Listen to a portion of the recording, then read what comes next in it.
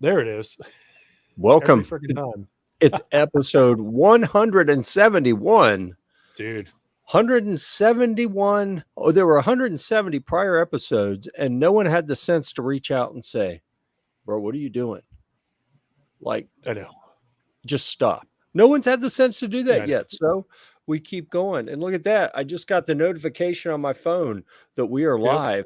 Watch live now. Gear-Report.com. This week at Gear Report, episode 171 for the 20th of July, 2023. It's a glorious day. It is a momentous day. And why is that? Anyone want to guess? Why is it such a momentous day? I don't know. Because hold on, I was going to say it, and then I was like, wait a second, because we can revisit. Oh yes, a segment that was growing in popularity before. I don't want to sling any accusations. Let's just say before we lost track of where Kevin was. Okay, where in the world is Kevin? That's the question. Where? Well, that little tracker chip wore off. Well, everybody. It's been a pretty intense month. I went down to Florida, toured around that West Palm Beach, went to We Kick Brass for their Burgers and Brass event, and then went down to Key West, sold some suppressors to the southernmost gun dealer in the country. Yeah. Carbone Custom Firearms in Key West. And that was cool. There we go. And I just had a blast. Awesome. It was so much fun down there.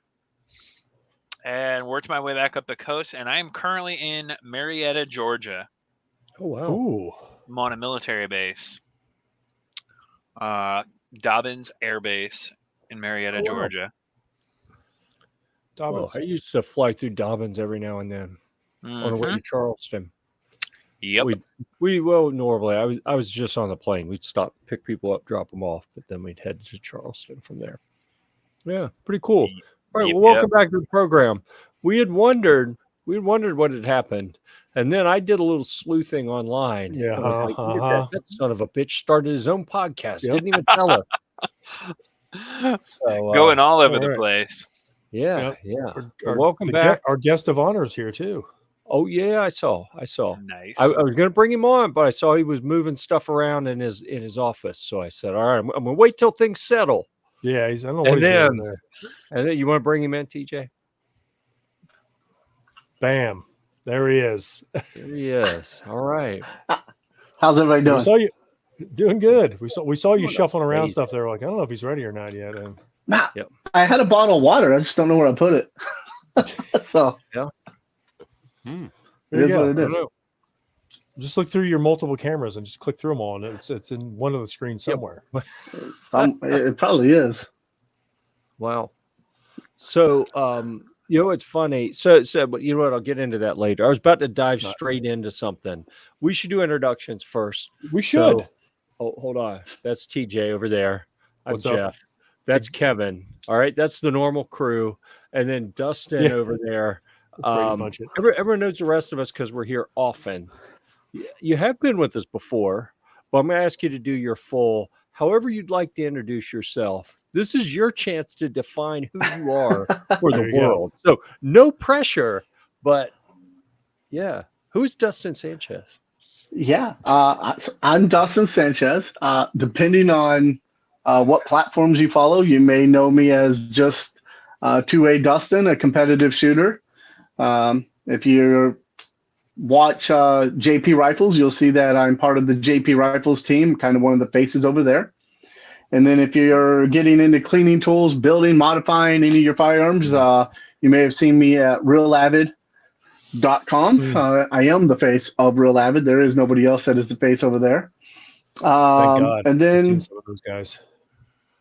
Yeah, and then some people may know me now because I just got picked up by Remington Ammo for shooting, and some people see me over on their YouTube channel now. So nice. I am who you want me to be, and my daughters say I'm dad, and they say I'm gone too much. So that's who I am to them. So yeah. That's kind of my story here, man. Just kind of shoot guns, built guns for a while, market, have a good time. Yeah, that's it. That's awesome. There you go. So many Love different directions we could go with that. I mean, I you know. have such a Nice. robust history. I'm about the have a good time. That's my part. We're good. Yeah. That's all that Yeah. matters. Yeah. Nice. I think I've met him before with Real Avid. Right? Probably. Somewhere. One of these events. SHOT Show or something. SHOT Show, NRA, who knows? Yeah, I've been to them all. Mm-hmm. Yeah. What's the PSA one that we've been going to every year? The Gathering. The Gathering. That one. Gathering. Yeah. Yep. I'm sure you Been saw out to it the there. Gathering. Yeah. Yeah. So this year he was kind of up on the hill, up the road. Yeah. You know, like you're going to the campsites. Last year they had him back behind. They had you hidden that year. It's like, wait a second. You know, people had to work real hard to find you that time. Back behind the main Vendor. outdoor vendor display area. extravaganza. Yeah, last year we chose because it was raining, so I chose high ground. Yeah, I remember the year before. Yeah, so the year before, so that's why I wanted to be in the back because I felt like I had better coverage over there. But this year I wanted to do something a little bit different where I knew that when somebody was coming to me, they truly were coming over to talk to me because there wasn't any other vendors in my area. I was at the very end all by myself, and I felt like I had some real conversations with people, and people that came over were actually interested in what I had over there, and it worked out perfect. So as the face of Real Avid, I've seen you at industry only shows. I've seen you at mixed shows where there's industry people and public. I don't go to anything that's just public. So, I mean, geez, I'm not going to consort with all the commoners like that, you know, but so I don't know how that goes. But what's different about those when you, when you're the face of a brand with different audiences? Is that hard for you to switch between them, or how's that? No, because I think for me, I don't care if I'm talking to somebody that's a sales, like he's into sales, or he's a buyer for a company, or if you're just a random guy or lady off the street. I want to talk to you about things that we can relate about, right? We can all talk and look into firearms, what we like to shoot, what caliber we're shooting, the optics, if we're going to build one, and cleaning and all that. And so at the end of the day, I just want to relate to people, share as much knowledge as I can with whoever I'm talking to, and also sit back and learn from as many people as I can. So for me, I just try to treat it the same, right? We're all in this together. We all have some stories that we'd like to share with people and done some cool stuff. But we've all dealt with something, whether we couldn't get a rifle to group or our iron sights, we just couldn't get those in the right spot from adjusting them or whatever it is. So at the end of the day, relating to people is how I approach that. Okay, you're hired. Yeah. All right. Yeah, that was pretty good. See, he is the face. Look, there it is. There's his face. Hey, right there. That was my design. Right. That was my pitch and my design too. Yeah, cool. So one of my favorites. I thought it was funny knowing you were coming on. I happened to be on Amazon looking at products, and I clicked on one of them, and up you pop in a video talking. And I always find it entertaining when I see someone that I know like that. It's I'd like to say I don't go all fanboy on everyone, but it's like if any of my kids had wandered through the office, I'd been like, hey, come look at this. I know this guy. You see him? He's right there. Because, you see people where you expect to see them, right? You go to a podcast in the firearms industry, you expect to see gun people. But when you're on Amazon and you run into a gun person, that's rare. Like, wow, that's kind of neat. I have to honestly say I have not seen myself on Amazon yet. When I get off this call, I'm jumping on Amazon, guys. Jeff he's a deep diver in Amazon. He's got it. He'll send it all to you. So if you go look up this product right here. Oh, that's the best vise, product ever. The master grade gun vise. You will see yourself. You'll see yourself in. I think it was probably in that studio that you were in last year when you came on our program. Yep. That's our studio. That's the funny thing is a lot of people in the industry is like, how do you guys get the video? What are you doing? We're like, we have right in the middle of our building, of our warehouse that was converted to office buildings with part warehouse. We have a studio right in the middle, and we shoot all of our content there for the most part. Right, every now and then we'll go somewhere else, but for the most part, we shoot all of our content there. And we hired a guy just to shoot video and edit video. That's his job. So yeah, That's what we need. Yeah. Nice. Who is It it? is the greatest thing ever. We do actually. Who is it that designed the Gloctopus patch? The what? The Gloctopus patch. I don't know. Have you seen that? Oh. That must be an older one. I Yeah. haven't seen that one. They had it at NRA. I'm too. looking on my patch wall to see if I have one. You have it, the Gloctopus? I'm It's looking. awesome. And there's two Oh! versions of it. Look, I've got The octopus. The octopus. Gloctopus. Yes. There's the- yes. I see what you're saying. There's the- I did. the That patch was wall. that's a funny story. I was here in Minnesota. We have an art fair right down by my house. And so we walked down there and I bought a picture of an octopus with guns. And I was talking to the guy and I was like, dude, this is fantastic. So I bought it. It's hanging up on my door. And then the next thing I know, they're like, we're trying to figure out a SHOT Show patch. And I'm like, let's do this, but let's put these guns in there and let's do that. And that's what we got. And the difference between NRA and SHOT Show is the color. We changed them. Yes, I noticed. Hmm. The blue versus the green. I know. I got both of them. Okay. All right. Yeah. I got them both. Yeah. So What? this year next year for 2024, there's a joke going around about inside our company about we've had so many projects that our product development has created, and they'll call it a Raptor. Or they'll be like, one day we're going to name a project the Raptor, and then Howard Tripp, one of the founders of Real Avid, he ended up buying a Ford Raptor, but not one tool has ever came out that was like true name Raptor. So I told the marketing department, I said, hey, we're going to beat product development to the punch here, and we're going to introduce something at SHOT Show that's a Raptor. So my whole deal for this year's patch is I got some cool stuff already drawn up. My creative director's working on it. So yeah, my goal is to beat product development to the punch on this one. Nice. Something to look forward to. I'm excited. Nice. Yeah. I've got something to share with you. This is my patch wall at home. Oh. Yeah, that's awesome. That's a couple. And I've got a couple.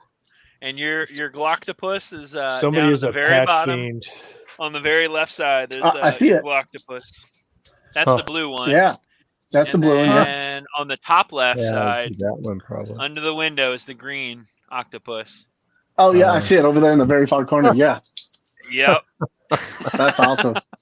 And your Send It patch is up there in the top left side, about 5 or 6 down. You see it? Yep. Yeah. Hey, in the top left corner, is that our God Guns and Bacon with the It bull is. on there? It Or is. the pig? Dude, With the pig, it's awesome. yeah, the boar. Yeah, the pig. Yeah. He's gonna get. that's get awesome. every patch at SHOT Show. He's gonna get. See? There we go. Yeah. Yeah, God there Guns it and is. Bacon's right there. Huh. It's becoming quite the epic wall. Wow. Send me your address and I'll send you. I got a couple other patches sitting around that are real avid. I'll send them to you. Nice. All right. It makes me happy. Some people like shot glasses, you know. Patches and patches tell suppressors us. do That's it way for me. bigger than a shot glass. They're too tiny. Patches and suppressors do it for me. Yeah, you got some good ones in there. Yeah. Yeah, look at that. Yeah. Good fun. Yeah, I've got my one I've been running around. Let me see if I got it right here. Yeah, I do. Look at this. This has been my favorite patch from SHOT Show this year. Oh, nice. Yeah. That's a good one. Yeah. Nice. I got that guy. He's been to a couple of long range matches with me this year. So Nice. yeah. He's your helper. He's not doing a good job this year. Little Pillsbury Doughboy. Yeah. Not helping you at all, huh? Son of a. No, been Yeah. bad luck. Like, if you help me out, or you're going back on the wall, buddy. Yeah, he hasn't been on the wall yet, but he's going on the wall now. Yeah, you got to switch him out. You got to perform. Yeah, that's it. Off the bag. Yeah. It's cool. I didn't realize the firearms industry has this like subculture of patch guys. You'll see guys that's all they do is they hit every table. They won't even talk to anybody. Just patch, and off they go. And well, I've got to the point now where I have a bag of my spare patches, and as I'm walking along, I'll see people with one on their bag, and I'm like, I want that one. And then I'll stop the guy, and I'll be like, dude, would you trade me for that? Because here's a badass one. And he's like, that is badass. I'll trade you. There you go. And it's a Gear-Report patch, isn't it? Nope. No. I don't think I'm ever going to trade away my Gear-Report patch. You better not, because there's only limited. Those are limited edition, baby. Right. Yeah, I don't even have one of those. It's up on the wall. We'll have to get you one. I've got 3 of them. I stole from Jeff. Yep. I have a plethora of Gear-Report patches. I'm torn because there were only 200 made ever. Period. What? 100 of them went out in collector kits. Because they were through something called Patch Batch that G-Webs did a couple years ago, and he pre-sold 100 sets of 12 different patches from different creators. And then there was 100 left because he had 200 made. So 100 went out in the numbered patch kits, and then the rest went to the creators. And I probably got 20 left. And next one will have to be different. That way it is collectible. I mean, seriously, we're going to have to make... I'm on the fence about should we make a bunch more, or should we just do more of the same design? We'll get like another 200. We'll do the firearms ones. I think, we're going to have to do a bunch of them. I mean, we got 6 YouTube channels now, and each one has its own logo. Right. So you need one for the Gear-Report Humvee. You need one for, the different sub-channels. I know we got Gear-Report OnlyFans, Gear-Report Swimming, Gear-Report. We don't talk about the OnlyFans ones on this program, though. I thought My bad. Yeah. My bad. I thought you were aware of that. Yeah. I'm guessing that's where the Prius is used the most, isn't it? What's that? Is that where you use the Prius the most? Is in that OF one? Ouch. Do you think we'd make more money if we did? Because I'm getting. Yeah, I think you would. There you go. See, Jeff. Can't be in the patch game if you don't make patches. Oh shit! TJ and I keep fighting with each other. Like we both click the thing at the same time to put it on the screen. I'm out. Done. All right, I'm going to call you, buddy. Yeah. A comment comes in and we both click it almost at the same time. So it'll. It sucks having all the power, or like splitting the power sometimes sucks. Like, it does. It does. I struggle with that. I know. I'm a control freak. I would rather have all the power. Yeah. All right. We had a late entry who has not been able to get a word in yet. So I'd like to welcome Mr. Komar to the festivities this evening. What's going on, sir? Thank you for joining us. Another day, man. Yeah. Hello. That's true. Yeah. Oh, let's see here. Uh-oh. Thank God he's wearing pants again. That's the only thing I can say. Yeah. Oh, I've got my jigsaw. I've got my inflatable Komar's father-in-law doll here. It looks like the creepy jigsaw doll. That's not weird. Right? He's got it tilted out wrong. Yeah. Well, here we go. Get it to sit right. Nice. John, stop moving, dude. Come on. He's antsy. Yeah. He wants to go somewhere. All right. I don't know. I feel like I took what's usually an awkward program and made it like exponentially more awkward. I don't know if everybody just dropped out with myself or All right. Anyhow, it was time to make a guest appearance there. If anyone wants to get one made, this is the website you go to. And if you happen to be from Airbod and you would like to sponsor this program, we're down for that. All right. Yeah. So I could use a little me running around. Yeah. That doesn't talk back like Killian, little bastard. Yeah. Yeah. He's right over there. He's been quiet though, so that's good. So let's see here. We've got we talked about what you do at Real Avid a little bit, and how you are the face of the brand, and that's absolutely true. Man, I got to tell you, like SHOT Show, and I think I mentioned this before while we were there, but the booth being set up to look like a retail store with it really.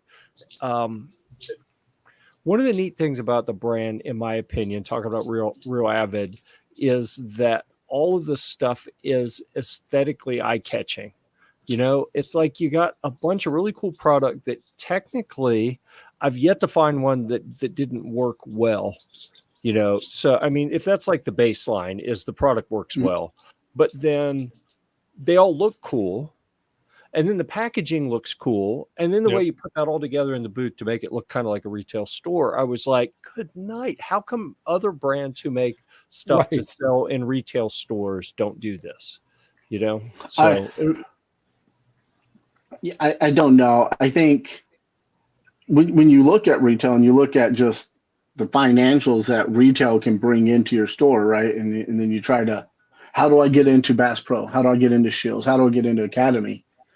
Something's got to stand out. And what we've done is taken it, said, all right, well, we're going to take the responsibility to supply Bass Pro, whatever retailer that wants our stuff. We're going to supply you with whether you want a 3-foot section, 8-foot section, 10-foot section, all the way out to a 28-foot gondola, full, everything Real Avid has. We'll lay that whole thing out for you. And it's going to match from the beginning to the end. And we're going to try to sell that product for you by giving the customers everything they need on that package. Because, we know we've been into Cabela's and some of those guys, they don't have time to go learn every product that's in the firearms spot, right? So a customer, a lot of times they go in there, it's on them to be able to do the research and everything. And if it's on the package right in front of them, and it does it for them. And now we're putting QR codes on there since that COVID brought that back. So we have video, so you can hit the QR code. We'll do. I'll come up on the video and talk to you about the product, everything it can do, and just try to continue to help sell it for them. But there's a lot of pride in that. I got a phone call a couple of days ago from a really good friend that said, he's in the industry, and he's like, we were walking in Cabela's the other day, and my boss looked at me and said, these guys right here, this is who we need to know what they're doing, who they're talking to. And my friend's like, well, I know the guy. He's one of our guys, and he does all the packaging for Real Avid. So that was a huge compliment. But I spend easily a month on packaging by itself for one product. Jeez. So nice. Yeah, it's a lot of work. It was neat seeing in my local gun shop. Frog Bones has a little setup for Real Avid. I was like, finally, geez, guys. Yeah. But then I go in there and they have a little gun shop set up where they do repairs and maintenance and stuff like that, and they don't have any of the vices. I was like, what the hell's wrong with you guys? They're like, these are okay. I'm like, no. Until you get that pivot vice, I said, you have no idea. Yeah. You should take yours in sometimes and show it to them. No, they won't give it back to me. Do you know what you have to do to get a product into Frog Bones? You have to cure cancer. Yeah, it's tough. Tim and them are tough. It's tough. It's tough. I would chop off my left hand and mail it to them if it made any difference. But it's tough. They got a little Real Avid section in there. I was like, hell yeah, finally, guys. They've got some gatekeepers. I can tell you the secret to Frog Bones, okay? And don't tell anyone I told you this, okay? You just got a name drop. I know TJ. That's all you have to say. Much. Boom, you're in. Yeah, if you talked to him and you said if you didn't say you knew me, then he's like, well, I don't know who you are. Yeah, maybe not. Maybe I was in front of the wrong person. Yeah. So all I heard here was, TJ, I need to send you a vice to take the Frog Bones. That's all I got out of this. Oh, there you go. Yeah. I'll take it down there to them. They need to. They have the worst Harbor Freight vices in there. I'm like, every time I walk in there, they're working on a gun. I'm like, and the guy's like moving around and doing stuff. I was like, if you had a pivot vice, you wouldn't have to do that. And they're like, whatever, this is what we have. I'm like, all right, that's the way it goes. Have something better. Harbor Freight vices. What? Dude, that's what I said. I love all your stuff, man. Those guys are funny. You what? Damn. I love all your stuff. Thank you. I appreciate it. Yeah. It's a lot of work. It's fun though. To watch something go from a conversation in a room to a drawing to a prototype coming in, or being 3D printed to then a prototype, then to a pre-production run to a production run. That's the true excitement there, right? Getting to see all this stuff happen. Though on the 3D printed parts, I'm not allowed to see those anymore until everybody else has got to see them, because they're like, Dustin, it's not a working product. Are you sure? It looks like it could be, and then I break it. Yeah, right. Exactly. As you're in there like this, like, oh, I'm not supposed to use this. My bad. Right. Sorry. Yeah. Say, guys, this one's not durable enough. And yeah. Sometimes I'll look at him and be like, who's the engineer on this? Because he did a horrible job. Yeah. And I'll just throw it in the trash and walk out. I don't say anything else to him. Right. I just let them know they failed right off the bat. There's hundreds of lost product in there. Yeah. So what I'm hearing is we need to put together a care package for Dustin that's got Gear-Report patches. It'll be Gear-Report stickers, Gear-Report patch, and the book How to Win Friends and Influence People. And I think between all of that, we'll get you on the right path. He just has to show that. So what you're telling me is you want me to be friends with my product development team? Well, I don't know. Wouldn't hurt. You don't have to be. Have a good method figured out. So maybe be careful for the outside doesn't help. But yeah, he definitely needs a patch though. I do need the patch. Yeah, I have a patch, but it's not as big as Kevin's, but I got one. Mine's a start.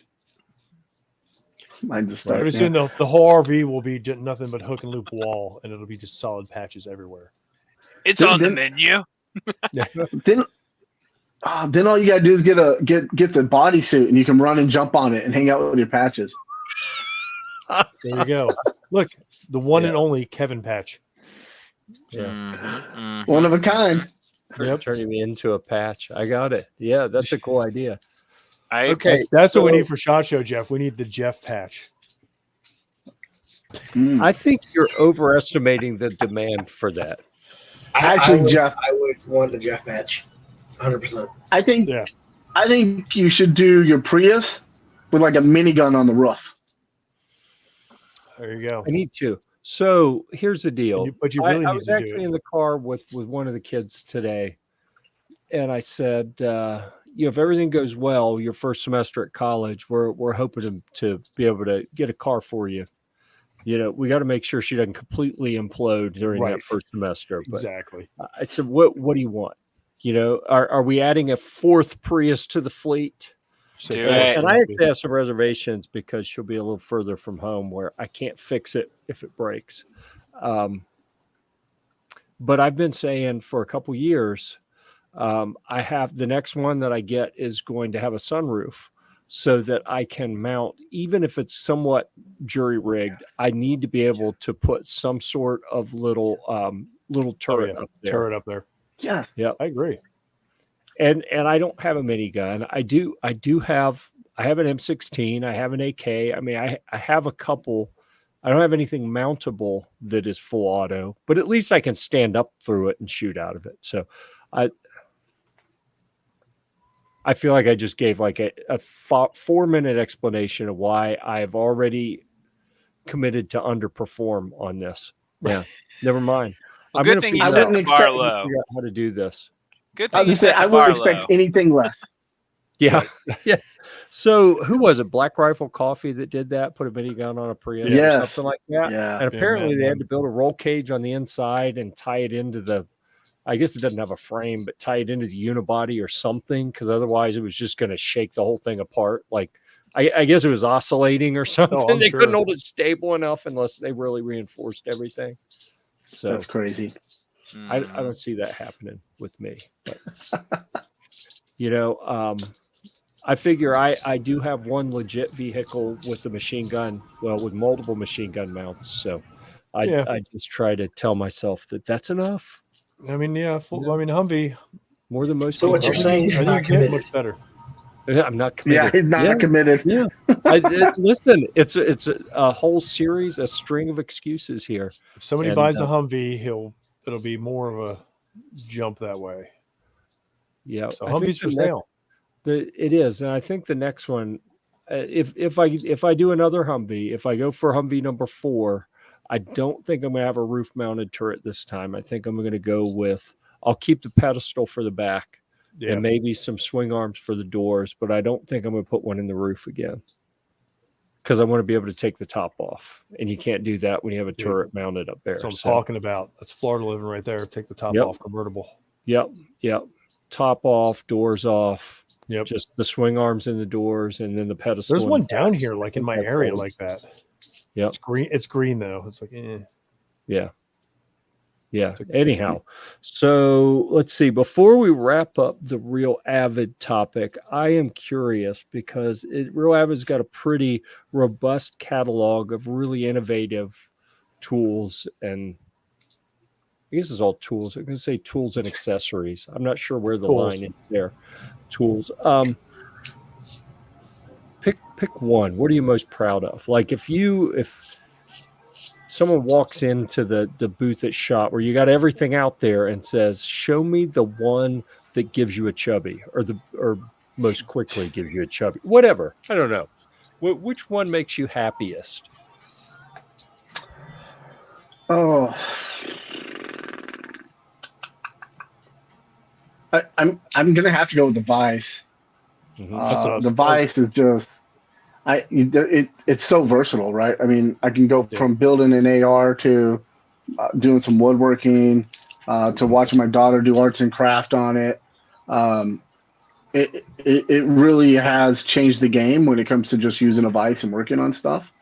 So I definitely say it's a Vice. However, we are working on something right now that I'm hoping to be able to show off at SHOT Show that is not nearly as big as the Vice or anything like that. But for me, going from turning wrenches with Caterpillar to building ARs with JP to being at Real Avid, this tool is going to be my new kind of go-to. I'm excited already. Yeah, I put up a big fight. The one thing you'll learn if you get close with me or any of the guys with Real Avid, I get along with most people at the place, right? There's a couple of guys that, we do our thing because we're coworkers, but I'm pretty rough. I'm pretty hard on the PD team.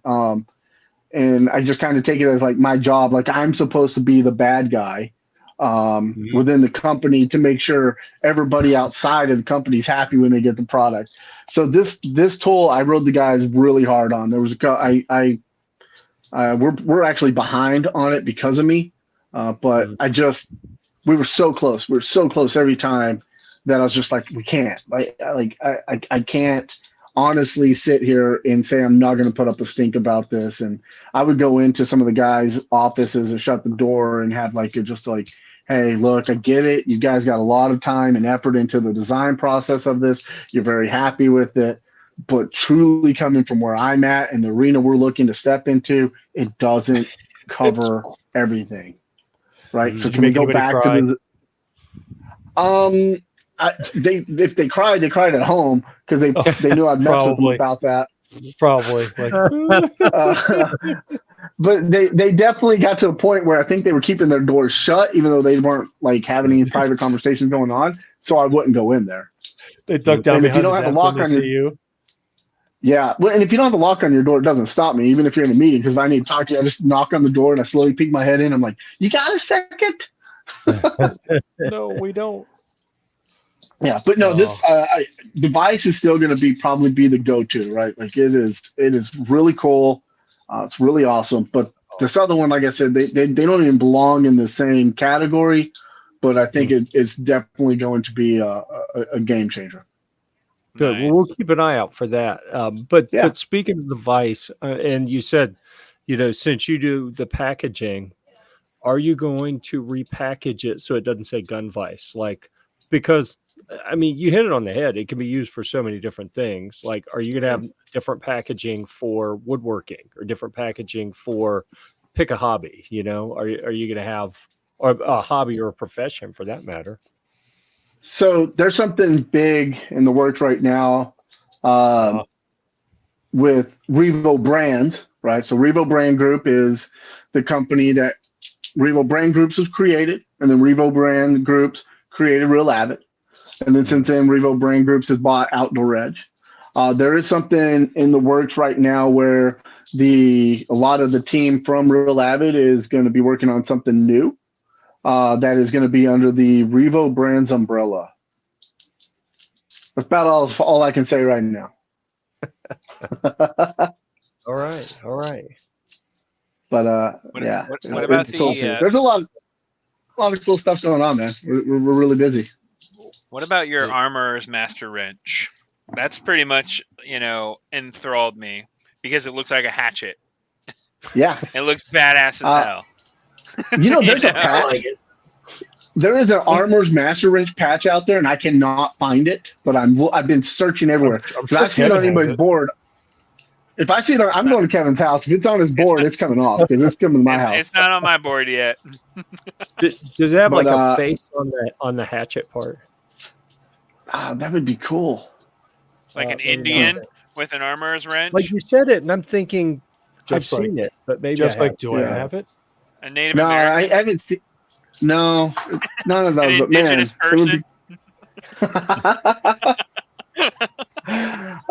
Man, that'd be cool. But no, the Armorer's Master Wrench, it's crazy because like I look at the Armorer's Master Wrench, and for me, it's for the rifles, the ARs I build, the barrel nut wrench itself doesn't do me any good.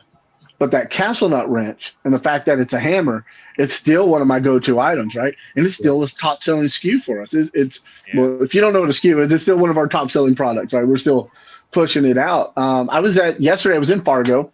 I did a Shills event. So Shills every year, they bring in their top employees, one or two from every store. And I did 4 hours worth of builds.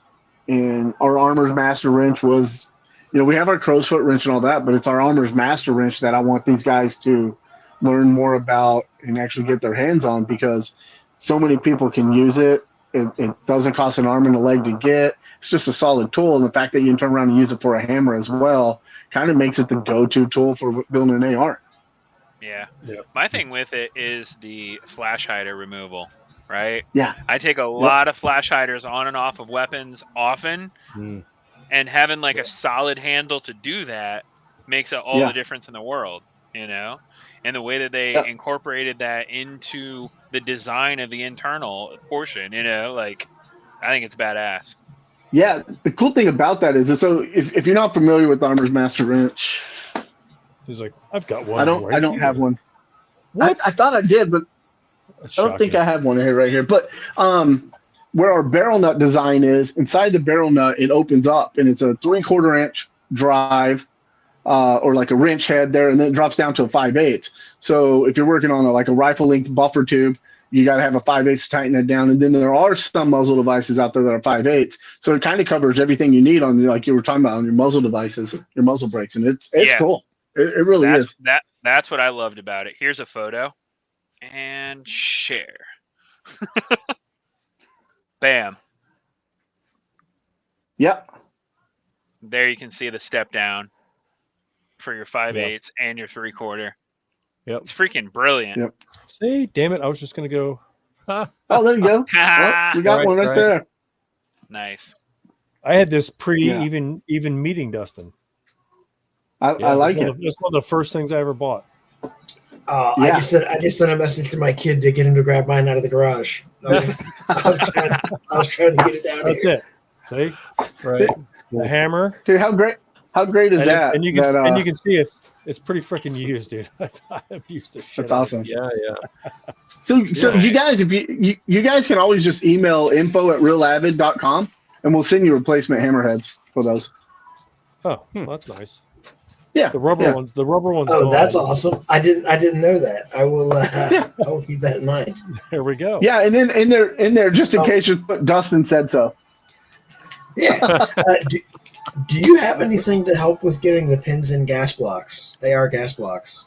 Seating the pin in the block and tube. So we've played around with that, right? Right there.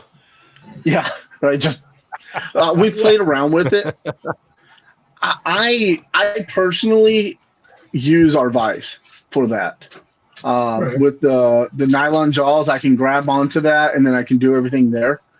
We've played with a couple of different designs. It's just right now, with so many people having 3D printers, when I go and look at, like, go research this, I can get one online, right? Like I can get the whole CAD file and make my own gas block tool by 3D printing it.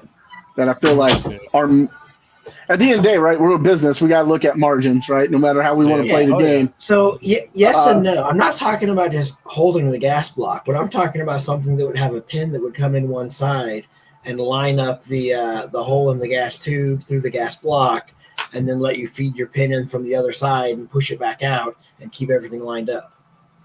I use the roll pin punch for that. Like, right. Yeah. Just feed a punch in from the other side and right. Yeah. Right.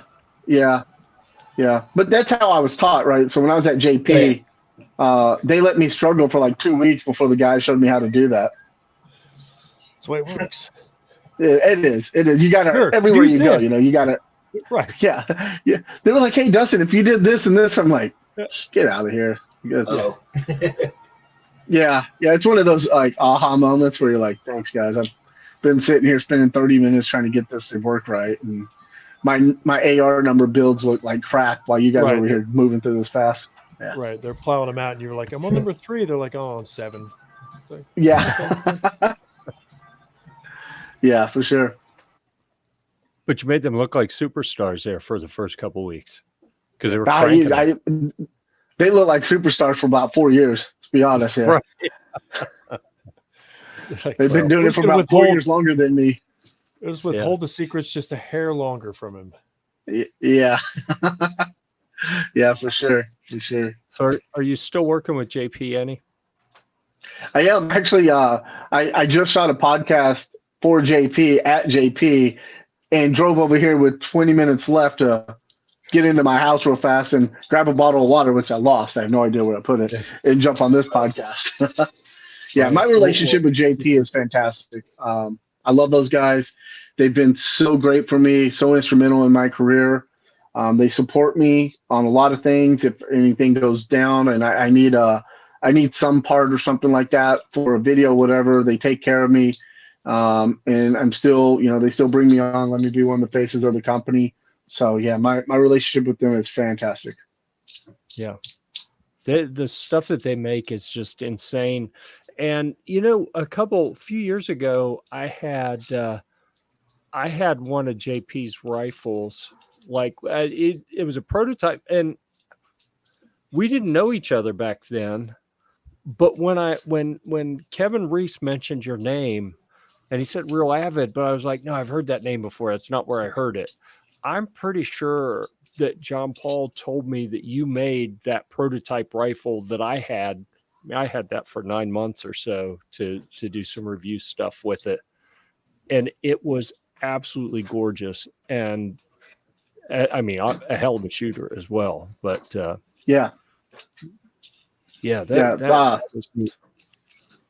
It's a fantastic brand, it really is. I got very lucky that A, they were in my backyard, and B, that I met John Paul and all the right people at the right time and had the opportunity to go over there. Yeah, awesome. Sure. So let's keep that kind of magical fantasy tour moving. So Real Avid, JP, and I know a topic that came up recently between us offline was the Remington announcement. Mm-hmm. So I got the feeling that you weren't aware they had published that when they did, but no, we get all the publications early. Yeah, you want to talk about how that played out and what's involved in that, and maybe a little bit about competitive shooting in general, because we have like Chris from the 740 on here in the comments. I know he is an active competitive shooter, but a lot of us aren't. So you want to give us a little background of how that worked, and then how you ended up with Remington? Yeah. So, competitive shooting was something I never was looking for. I grew up in Texas shooting guns all the time. So just going to the range and shooting was great. But at the time I was actually doing mixed martial arts, with a really good friend. His name was Nathan Payne. And he kind of was talking to me about shooting competitively. And his brother is Tyler Payne, who shoots for the Army Marksmanship Unit. And to get into the Army Marksmanship Unit, you've got to be a stud behind that rifle, right? And that's what he was. And his dad, Nathan's dad, had been the one that trained him and got him into that. And so we were going through this like transition in our lives with careers and stuff going on. And we both had to kind of get away from mixed martial arts. And he's like, "Hey, man, my dad wants us to go shoot a 3-gun match. You want to go?" I was like, "Yeah, let's go do it." And I went and trained for like 2 weeks with Brian Payne. Then we went and shot a local, and I think there was like 70 people there, and I took 15th, and Nathan took 12th, and Brian took 1st. And man, I was at that point, I was like, dude, this was fantastic. I want more, right? I want more. And I just dove in, right? Like I just everything I'd been doing up to that point kind of disappeared from my life, and I dove right into competition shooting. I started out with 3-gun, so it's a AR, a pistol, and a shotgun. Depending on what divisions you want to shoot, that can all change. And I just had a great time, had fun doing it. And then I found out about USPSA. I went and shot a USPSA match. It was fun, but it wasn't really for me. Then there was some Steel Challenge. I went and played with that. Still was fun, wasn't for me, but I really hung in on 3-gun for a long time. Got hired on at JP, was building rifles, went from building to marketing. And when I got into marketing is really when my eyes to competition really opened up, because I would be traveling to all these matches on behalf of JP. So from there, I got to shoot USPSA, IDPA, some IPSC, all shotgun matches, long range, NRA World Shoot, track. Like it was just, I was everywhere. And it was a wonderful, fantastic ride that I'm still kind of on that wave right now, still riding it. But my priorities and what division I want to shoot have kind of changed. I kind of got bored with some stuff, and I moved into all long range now and kind of just really hang out there. But yeah, I tell a lot of people getting into competitive shooting, meeting those guys and building up a new brotherhood with like-minded people that will literally, your gun goes down in the middle of the stage, they'll run over there and bring you a gun so you can keep shooting that stage with their ammo. Like they just don't care, right? It's all about growing the sport, making friends, have a good time. Man, if you have a chance to do it, 100% jump into it, have fun, don't be nervous, because everybody sucked at their first match. Everybody makes mistakes. Just hang on for the ride and go enjoy it. That sounds awesome. And it's something that I think what you described is the reason that I don't shoot competitively is once you got into it, everything else stopped. But that's how I am. I'm like, Yeah. Oh yeah, I get a little too OCD on that kind of thing. And can't tell by the guitars. I know, but at some point, yeah, I'm going to learn to play them too at some point. I know, but yeah. Not everybody's that way, right? But for me, I've gotten into I had surgery last year on my knee and my shoulder. So my doctor's like, "Oh, you can't do this, you can't do that." So I went and bought a road bike. Never been on a road bike before. I was like, those guys on a road bike, they don't know what life is. I'm averaging like 20 miles a day on my road bike. Just a spandex, you're good to go. I have not gone that far yet. All right, I'm just saying, you got the old. I see the guys in their jerseys and stuff, and I'm like, that's not me. But maybe next year, I'll have made that transition. Yeah. Well, you weren't the guy on the road bike before, and pretty soon you'll be the guy on the road bike with the spandex. Yeah. But I am the guy on the road bike still carrying. So there's always that. Yeah. So how do you do that? Not comfortably at all. Not comfortably. No, but I live. No. Okay. No, I'm not wearing spandex yet, right? So you can't see it. Yeah. I'm still wearing shorts and cut off t-shirts. We have a rule, thanks to TJ, we don't talk about sphincter carry anymore. Okay, just so you know, it's prison carry. It's your prison yeah, wallet. whatever. Yeah. Hey, TJ, if it works, it works. That's what I'm saying, dude. They make guns. But I'll be honest. You know, I've seen those tiny revolvers. Listen, it's not a problem, right? Yeah. Look, I will say this. I don't think the Bond Arms little that little Derringer in my seat are going to go very well together with my sphincter, right? So No, I am staying away from that. But hey, I'm not going to judge you if you're into that. I'm just saying, if it calls for it and you need to carry. Yeah. Well, I live in Minneapolis, guys. I got to carry. Yeah, you do. Yeah. I live in Florida. We're getting there. I mean, it's not bad. We're on the island. Nothing happens on the island. It's all mainland. We don't go over the bridge. Yeah. So, no, I definitely recommend. Like, I need to come down to Florida and we go shoot a match. So we'll have a blast. John Paul lives in Florida now, and he goes to a range. So I can fly down there, go hang out with John Paul, and shoot a match. It'd be great. Oh, that'd be awesome. Yeah, that would be. Just not in July or August. I'd come down. I won't be down there. July or August, no, dude. I've been sweating my butt off down here. It's so hot. It's hard. It's hard to breathe if you're working outside this time of year. Yeah. Nah, I like October's fantastic. Like October, November, even December. I mean, January it's like 70s. That's a cold front. I'll see you guys. I'll see you guys in January. Right. Yeah. January is perfect for that. Yeah, it's -30 up here. I'll see you guys in January. Oh, Jesus. Oh. You don't even want to go outside in that. Yeah, but the difference is, right? Like when I grew up in Texas, like I can't there's not a whole lot you can do. When you're hot, you're hot. There's not much more to it. Right. Here, I get hot or I'm too cold, right? If I'm too cold, I can just put on layers. Put a layer, yeah. And then go to the range and still have fun. I just can't feel my fingers, but I can still shoot it. So right.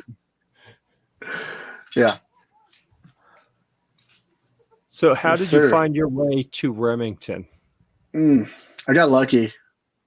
I think it just, I got lucky. Now, because of being in front of the camera, feeling, I'm comfortable in front of the camera. I can talk. I can go through and, there's a lot of guys out there that have sponsorship because of their social media.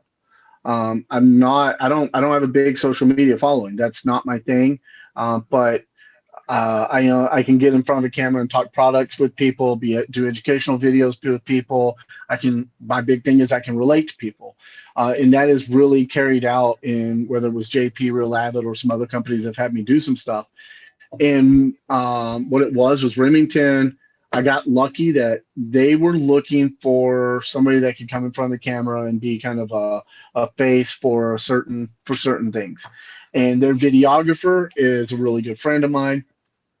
And he said, "Hey, do you know who Dustin Sanchez is?" And he's like, "Well, I don't know him, but I've seen some stuff." And he kind of went through and saw some of the JP videos that I've been in and watching the Real Avid ones. And then they just called me and they're like, "Hey, 2 months, everybody's gonna be at SHOT Show. Why don't we just set up, have a meeting at SHOT Show, and let's just talk?" And so I went in and they pitched a couple ideas, whether it was, they were just going to pay me to shoot some videos, or did I want to be part of the team? And I think at the end of the day, being able to say that I was part of Team Remington, that name and that legacy will carry on for a long time, right? Sure. And so I couldn't pass that up. And so we talked about a couple of things, what I was looking for, what I needed. I don't have a whole lot of time to reload, and I'm in the long range, competition now, and reloading is kind of king there. But they've got their new premier match line that they said, "Hey, why don't we get some of this out to you? Why don't you shoot it through your 6 Creed and run it through your 223? If it will perform to the standards that you need it to perform for shoot long range, let's do something." So I got a couple of boxes, went to the range, put some rounds down range, and it was shooting really well, especially for factory ammo to be running out of a long range rifle. And I was hitting my targets at 1,000 and 1,000 yards, 1,300 yards. So we put my name on the dotted line and jumped on the team and shot. I think I've shot 10 videos for them now. Oh, wow. And it's been awesome. It really has been. But they told me that a press release was coming out between certain dates. So like I was waiting, right? And I'm like, I'm looking at the shooting wire and all that every day. And then Jeff beat me to the punch. Jeff was the one that shared all of this with me. So nice, Jeff. There you go. Yeah. See, we're looking out for you. It's totally not what I thought. I thought it was going to be like, man, Dustin, dude, he's awesome. We need to get him. We need to get him on board. That's what I was thinking. You were going to say, like, you're like, I'm just that good. They needed me. Well, I am that good in front of the camera that they needed. Oh, okay. But that's really interesting insight. And so many people, they never get to see behind the curtain. And that's been one of the real joys for me, because when Gear Report started, we didn't do gun stuff. I mean, we were 4 or 5 years in doing other outdoor equipment before we even thought about doing gun stuff at all. I wasn't part of that. Getting into the yes, we know your disclaimer, TJ. But getting into the firearm space has been incredibly eye-opening, and getting to know people at different companies and seeing the network. And I'll tell you, I got to get political and make a rant here. So many people who are anti-gun like to just throw the whole industry under the bus and smear and disparage everyone. But I'm telling you, I have worked in a variety of different industries, and before moving into just doing Gear Report, I ran a marketing agency, and I worked with some other marketing agencies for a decade or more in all sorts of industries. Like, I have been all over the place doing marketing, and the best people are in the firearms industry. Like, and when I say best, I mean the most trustworthy, the ones that have each other's back, ones that are competitors with each other, brands that are tooth and nail fighting each other for market share, but they're at the bar hanging out.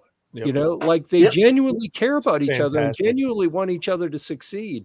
I've seen more of that in the firearms space. So the more behind the curtain peaks that we can get to share with people, to humanize the industry and show, you can be on a premier shooting team because you're a good, like, very fundamentally sound and high quality shooter, but because you bring other things to the table. I think it's really interesting to be able to kind of shed some light on that. Yeah. Well, a lot of people think, when they sit back and look, and they're like, well, you have to have a social media or you have to be winning. Those are great things. But there are people out there that are the best shooters, and they are they're not social. They don't know how to take what they've learned and teach other people. They don't know how to share that knowledge. So you want them on your team, but they're not the guy you put in front of a camera, right? Then you have other people that are fantastic on their social media, but they don't really care about anything else but their social media platform. And you kind of get to see this whole aspect from everything to every now and then you find somebody like the Mitchlicks or somebody where good on social media, they're great people to hang out with. They love the industry. They can win. Boom, you got them, right? Then you got like Daniel Horner, who just now started putting out some educational videos from when he went over to SIG from the AMU. That his videos are good, but he's phenomenal teacher, and he is a winner. Like, he shows up to a match, more than likely he's going to win it, But you got to kind of have every company has to have these different places to fill these little voids that they don't have within their own company, or they just, this guy's a winner or whatever it is. You just kind of fill those voids. And I got lucky, and I've kind of pitched myself as I'm more of a factory guy. I come in and I'm going to work closely with you. I want to learn more about like what goes on in manufacturing, what you're running, what's your QC, what's going on here, how you do this, because I want to be able to sit down and have a normal conversation with somebody and not be hitting them with the sales pitches, right? Like, it does this, and this. Cool. I could have read that on the box. Let's get into what does this actually do and how's that look. So yeah. That's really cool. All right, what are we missing? We talked about Real Avid and JP and Remington. We haven't heard much from Komar at all. What? There we go. I questioned Jeff's commitment to the Prius, and I questioned Dustin's commitment to the spandex. Kevin, you're next. All right, very well. Let's go. What shall I question? He lacks the commitment for the patch walls in the RV. No, he did. Oh, yes, in the RV. Yeah, in the RV. I definitely need a patch wall in here. The whole RV needs to be was patch a sight walled. to behold. Yeah. That was impressive. Pretty good. It is pretty cool. It's pretty cool. It's a good start. So I need more of Dustin's products in my life. That's what I need. Looks like you got a pretty good start on them, though. That's good. No, I have. I'm not gonna say I have everything, but I have a ton. I do not have the Vice, but after tonight, I'll be getting the Vice. The Vice is the shiznit. Yeah. The Vice is so much easier working on ARs. I mean, I'm constantly building and modifying. We get something in, I'm changing. I've got 3 disassembled ARs because I'm building like another one out of pieces parts. Yeah. So it's so easy. You throw it in there, you can turn it any angle you need. You're like, oh, watch this. You found a decent in the carpet, and we're like, oh, cool. That's the beginning of a build. Right? I vacuumed. I found 2. Yeah. the cool thing about the Vice is like I was fresh off of working at JP when I came in, and they had the first the one and only prototype, and they're like, here, try this. And I built an AR 15 minutes faster than I did when I was at JP. So fast. And I was like, holy cow. Like, from a manufacturing standpoint, do you know what you just did? You know how much money you just made manufacturers? Well, it helps even when I'm mounting optics. Up quick. Yeah. Even mounting optics, it's easier for me. I can turn it whenever I need it. Like, there we go. Boom. All right, I'm good to go. Yeah, it's crazy. I don't have to work around whatever the Vice will give me. I'm like, the Vice will do what I tell it to do. Yeah. No. Jeff, did you get all the stuff that I sent you? I haven't looked at the tracking to see you get. Oh yeah. Okay. Should we do a little show and tell? Yeah. While you're doing it, let's do what you got. I gotta plug my iPad in real fast. It's about to die. All right. Okay. Find your water while you're at it. I know I need my water. I don't know where that is. All right. I'm dying of thirst over here too. Go big, Jeff. Go big, soon, Jeff. Big?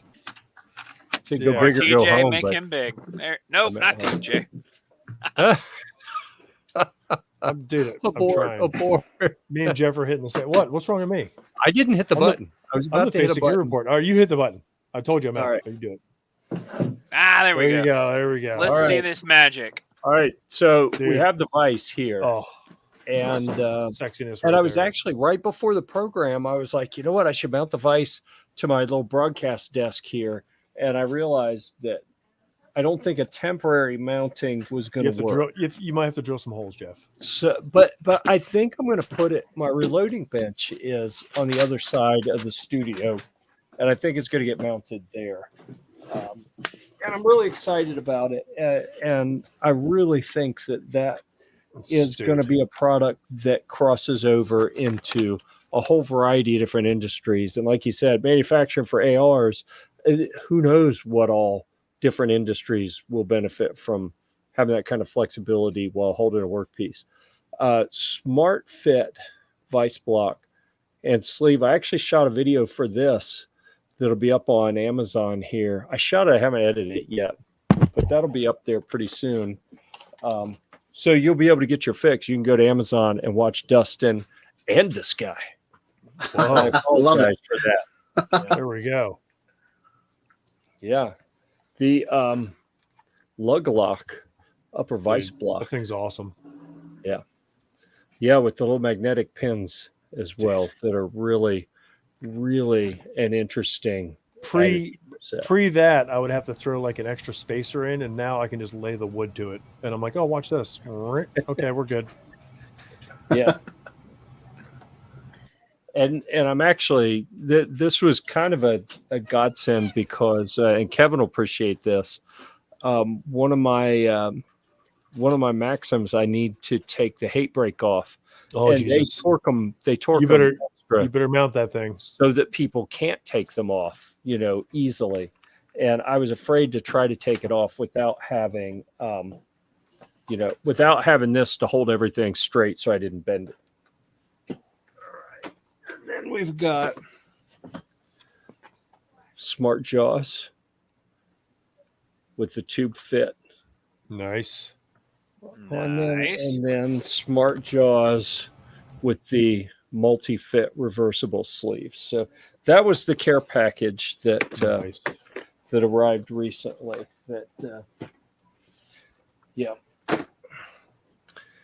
It's nice to have. It's nice to have friends in the industry sometimes because, honestly, Dustin had something come up, couldn't make the program when we had scheduled prior, and was like, "Here, let me send you something." I was like, "Whatever, stuff happens. We don't worry about that kind of thing." We're gonna have the show next Thursday too. It's fine. But it was very, very much appreciated, and all of those. So I have been. I haven't done a lot of written stuff on Gear Report because I've been so wrapped up in a project I'm doing with Amazon, creating product videos to go on product pages, and all of those are going to get done in the next week or two and go up on Amazon as well. So, so that's going to work out. Hopefully for the company, get some more exposure there. I don't have the studio or the camera presence or the raw animal magnetism as the current Real Avid spokesperson, but I'm going to do the best I can with what I have. You are a fantastic hand model, though. Right. That's what I'm saying. There you go. Yeah. Well, I go with it. Serviceable instead of fantastic. Right. So anyhow, those will be up there shortly. So. Awesome. Yeah, that sleeve for the AR-15 Smart Fit Vice Block. When we were sitting there, we were all bouncing ideas around. So he was like, "What about a sleeve?" And it was like, will that work? That's a fantastic idea. Yeah. Well, let's do it. Yeah. And it's just taken off. Yeah, most brands seem to do one size and you rotate it 180 degrees and you get the other size. Yep. But yeah, that's pretty clever. Yeah.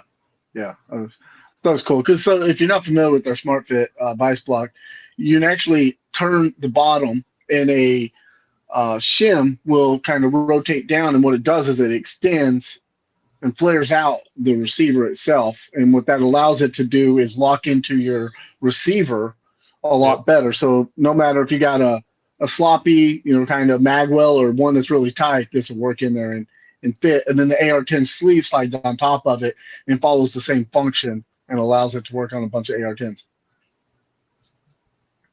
Well, there you go.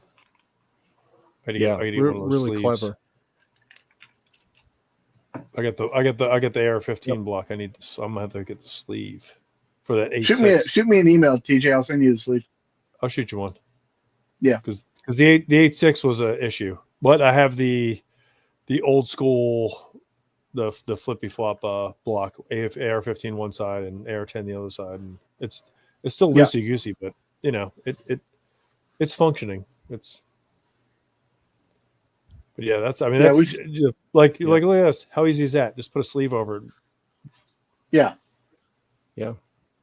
Ingenious. The cool thing about it is it can live in your, so in the vise, if you have our vise, the jaws are actually cut out so that the Smart Fit Vice Block will countersink in there, right?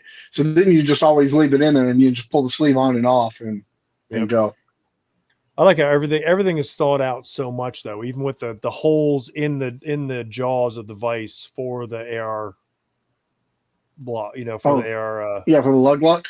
Yeah, for the lug lock. I mean, it's just like everything's thought out. Like, wow, how easy is this? Click, click, boom. It ain't going anywhere once you put those pins through there. Honestly, guys, I'd love to take credit for all of these great ideas, but I just can't. But I will for this show's you can. sake. You're right here. Yeah, for the show's sake, guys, I thought of all of this. It was all my idea. You were a genius. You guys can tell that to my wife, please. He's designed everything. He's a genius. Is she listening or watching? Yeah, she's just right here listening. So He's a genius. they said I'm a genius. How? Yeah, she's not having that one. All right, don't feel bad. My wife's not even watching the show. Yeah. She's in the house. why She's is not even watching. She normally is. Dude, she found there's this something on Netflix about Christina Ricci's in it about something, I don't know, some new show about people who ate other people or something, and she's all enthralled in it. All right, that'll keep you up at night. Yeah, it's I was just like, all right, whatever. I'm out. She's watching all day. Like all day she's been watching it. And now she's in the bedroom watching it and not watching us for some reason.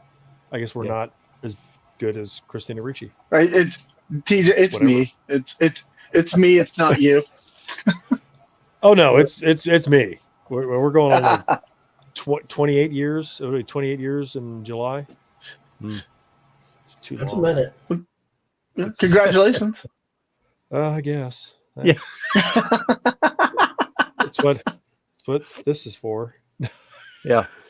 All right. So we have gone over our target of 1 hour. So We always do. I'd like to do a couple things real quick. So a little prep for everyone. Let's go around and see if anyone has anything they want to talk about. I think we may have mentioned earlier that Kevin has been doing some broadcasting. So why don't we explore that a little bit? And did we cover everything with you, Dustin? Did we leave any stones unturned that you would like to turn? Just one last thing. Yeah. Well, just one last thing. So in that picture you have on the background, I'm shooting a Bagara. That's the Bagara trainer. So it's a 22. And I just put it using the master gun vise. I just dropped it into this chassis. Oh wow! So this chassis is this. Look at that thing. This chassis is the exact same chassis that I use for my 6 Creedmoor. So now what I'm doing, I'm about to drop out 4 videos for Bagara based on using a 22 trainer for whether you want to get into competition and train for a competition, get your kids into it, or you want to get rounds put down range on a bolt action before you go out to a big hunt. And that 22 trainer will be what you could use for that. That's neat. That's a really cool concept. Yeah. Cool. Yeah. So dude, guys, it is a blast to shoot. And of course I had to put this huge muzzle brake on it. Oh yeah. Because it's a 22, guys. I couldn't handle the recoil. Sure. I bet. Yeah. Yeah. I wasn't going to call you out. That's it. Yeah. That's about it. I just wanted. I think 22's been something I got into, shooting 22 long range. Man, that is cheap and fun. Nice. Yeah. Do you have any suppressors for it yet? I don't. Oh, there you go. Oh hell! Kevin's the guy. There we go. I'm like that. I'm like that one last guy that doesn't have suppressors. Dang. Why? I've been asking myself this for years now. I feel like there's just got to be that one guy. Like he's in the industry, he's doing all this shooting, and he's the one guy who shows up to a long range match with no suppressor. Yeah, you're like, I don't need no suppressor. Watch this. Huh. Yeah, I just want the ambulance to be able to find me one day when I'm out there and have a heart attack. They just grab my rifle and just start shooting, and it makes all this noise. Yeah. Yeah. There you go. I don't know if that's a reason not to get a suppressor. Yeah. That was all I could think of right now, Kevin. Yeah. I liked it. It worked for me. I like that's all. shooting in my backyard and not pissing off the neighbors. That's the coolest thing. It depends if you like your neighbors. In my backyard, if I shoot in my backyard, I want the neighbors to know that somebody's shooting, so everybody leaves. Right. Big difference. Right. Drop those property values. Yeah.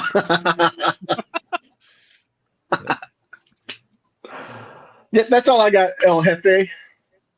Okay. If anyone has any questions, the chat has been pretty tame this evening, but it's last call. If anyone has any questions they want to get in the chat. Did you see Chris's mention about the Real Avid Sight Pusher? I don't think that one made it up. He said the Real Avid Sight Pusher is the best I have ever used, and it was worth every penny. That's awesome. That was a display. So that's cool. It is good. That tool is pretty cool. Yeah. I will say, I have to go through and test it right every year when new pistols come out. So there is a part of my life once a year where that is not my favorite tool. It is just like tedious. How many new pistols came out? Like 37? Like Jesus. Dude. All day long. It is. It gets a little tedious, right? Because A, I gotta find them. And then B, I gotta be like, hey, so I'm not gonna actually push the sight. And I know it's the only one you have, and you're probably not gonna get another one for a while because it's a brand new pistol. But can I test this out? I need to see if it works. Yeah, but it is a cool tool. It works great. Fantastic. Yeah. All right. But that's good. I feel like I think we've done well at not turning this into a commercial, but still kind of giving props where they've been earned. So that's pretty good. Okay, so everyone, thank you for being here this evening. Let's see, Kevin, you want to tell us? Am I correct that you have started a webcast, podcast, something like that? I didn't start my own. No, I was on a couple of them recently, though. Oh, okay. See, I was gonna say, tell us all about it, and we'll put a link up so everyone can go watch it. But if you didn't start one, then no, I didn't start my own. Go down there. He's like, but that's a good idea. I've done it. It sounds like a good idea. Yeah, I should do that. It's not that hard. Yeah. Yep. Yeah, if we can do it, anyone can do it, right? I know. If I can sign on. Right. Yeah. Komar, you have anything new you want to talk about real quick? No, I think I'm good. Definitely enjoyed hearing from the Real Avid folks. All right. Awesome. So with that, we're going to go ahead and shut it down. Thanks everyone for being here. We'll be back next Thursday, 9 p.m. on the East Coast as usual. That will be 172 unless one of us comes to our senses between now and then. But we'll probably be back. So please check us out then. Until next time. All right. Oh, I got my mic thing in the way here. I got to get my hand up here. This is what we do if you forgot, right? Till next time, we'll see you at the range.